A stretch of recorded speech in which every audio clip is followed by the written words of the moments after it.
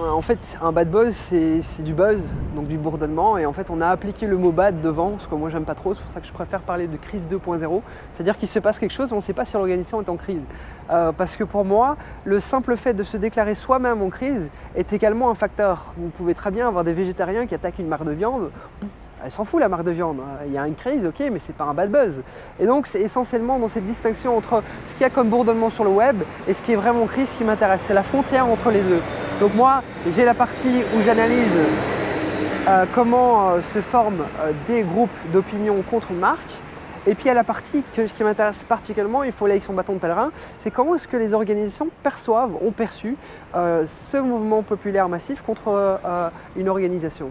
Quand on regarde les chiffres qu'ont fait Carambar quand ils ont fait une fausse news, quand on regarde ce qu'a eu les Mikado sans chocolat qui a eu une augmentation aussi, quand on regarde ce qu'il y a une pub dans le métro de Londres qui a fait plus ou moins la même chose, il y a eu également du chiffre d'affaires qui a été augmenté. Donc oui, mais attention quand même, parce que c'est pour moi un revolver à un coup. Vous l'utilisez une fois, c'est très très bien. Vous l'utilisez deux fois, ça peut être problématique. Un des meilleurs exemples pour ça, c'est Bagelstein. Bagelstein qui est une marque de beignets et qui en fait est connue pour son sexisme. Pourquoi? Parce que ça leur plaisait de taper sur les femmes. Ça fait beaucoup de bruit, donc ça fait beaucoup de pubs.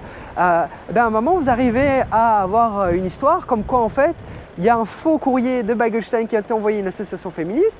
Tout le monde a cru que le faux courrier était vrai. Pourquoi? Parce que tout le monde s'imagine que Bagelstein est sexiste, donc il pourrait le faire. Et donc c'est ça, c'est quand on remarque des choses comme ça, qui finalement deviennent de la réputation, parce qu'à force de taper sur le même coup, on l'imprègne dans notre cerveau, qui peuvent avoir un retentissement. Donc oui, ça fait toujours bien pour un temps très très court, mais après attention sur le long terme. Et donc on sera sur des logiques entre court terme et long terme. Et moi je préfère toujours le long terme que le court terme. C'est mécanique et c'est ça qui est magique quand on analyse en tant que marque. C'est-à-dire qu'on va analyser les communautés et on va voir, ça c'est ceux qui pensent comme ça c'est ceux qui pensent comme ça et ça c'est ceux qui pensent comme ça. Il y a de moins en moins de liens. Il y en a. Il y a de moins en moins de liens. Et c'est pas forcément parce que l'on crie quelque chose que l'on n'est pas en contact avec la chose. Une des approches qui peut être à peu près minimaliste, qui est la mienne, c'est qu'on analyse que ceux qui prennent la parole. Il n'y a pas que ceux qui prennent la parole qui sont importants, il y a les gens qui le voient, il y a les gens qui s'imprègnent de quelque chose, les gens qui s'imprègnent d'un discours. À un moment, peut-être qu'il y aura tous ces gens qui auront gueulé dans leur propre bulle, mais il y a des nœuds interstitiels presque qui vont faire le pont entre les communautés et qui peuvent toucher des gens qui n'avaient pas été en contact avec ce genre de problématique avant et qui vont être touchés par ça et qui vont du coup changer leur comportement. Et là, il va y avoir quelque chose alors que la personne, elle, n'a jamais pris la parole contre ça. Et donc c'est un peu aussi un plaidoyer pour qu'on ne considère pas uniquement les gens qui gueulent, les gens qui parlent, qui produisent, c'est également voir la réception.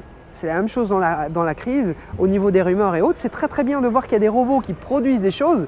C'est quand même bien de savoir qu'il y a des gens qui réceptionnent ce que les robots produisent. Et donc davantage, c'est cette problématique qui est là, qui ne sera jamais traitée. Pourquoi?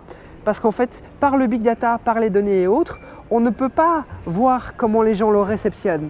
Et c'est pour ça qu'aussi la place de l'humain, elle restera toujours prédominante dans les crises. Pourquoi? Parce qu'un beau communicant, c'est quelqu'un qui a de l'empathie, c'est pas quelqu'un qui a les meilleurs outils, les meilleurs algorithmes et la meilleure pensée robotique du monde. C'est quelqu'un qui sent le monde dans lequel il s'insère et c'est pour ça que je m'intéresse aux crises. C'est pour ça que pour moi c'est important, c'est parce que j'ai l'impression que par le biais et le prisme des crises, j'arrive à capter ce que la société a envie, ce que la société est en tension autour de certains sujets et on voit certainement autour des bad buzz davantage la société en crise que l'entreprise en crise. Il y a des cas comme ça, en fait l'entreprise n'est au milieu d'une fight qui est beaucoup plus grosse et qui la dépasse. Je prends un exemple, il y a eu un SMS d'un employé d'Orange qui a été envoyé à quelqu'un où je schématise mais il a dit t'es bonne. Hein, elle a dit mon Dieu c'est de l'harcèlement, etc. Et il y a eu un combat entre les gens qui ont dit mais enfin, bon je moquais un peu en disant qu'elle était moche, hein, mais il y a eu un débat entre les gens qui étaient plutôt de dire mais il faut toujours quand même qu'il y ait une certaine drague de rue et tout bazar, et de l'autre qui dit non c'est de l'harcèlement. Et pour là-dessus il n'y a pas de réponse, il n'y a pas de chose. Et Orange qui était en plein milieu, finalement il ressort très très peu. Pourquoi? Parce que c'est pas Orange qui est en crise, c'est davantage la société par des bulles et par des interactions qui est en crise. Et c'est pour ça que ça m'intéresse, les crises sur le web.